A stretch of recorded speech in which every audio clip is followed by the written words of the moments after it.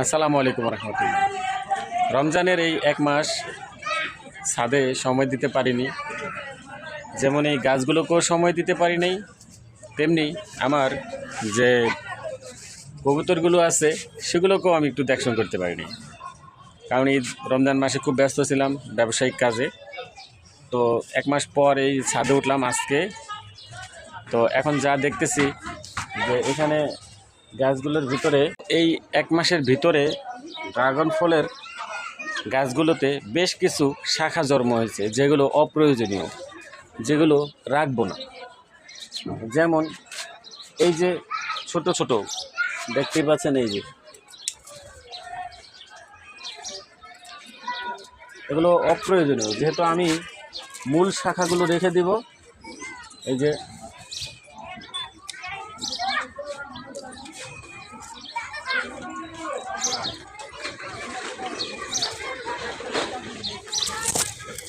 এখানেও বেশ কিছু ছোট ছোট শাখা হয়েছে, যেমন এই যে একটা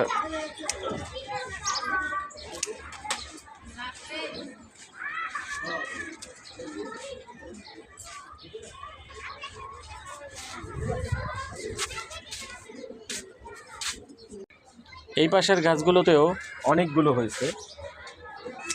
আসলে এই সময় আপনার এমন কিছু ডাল জন্ম হবে যেগুলো রাখা যাবে না, কারণ কিছুদিন পরে আপনার ফলের সিজন হবে, ফুল আসবে, ফল হবে।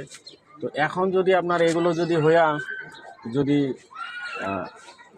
গাছের শক্তি কমিয়ে ফেলে, তাহলে পরবর্তীতে আপনার ফলগুলো বা ফুল ভালো হবে না।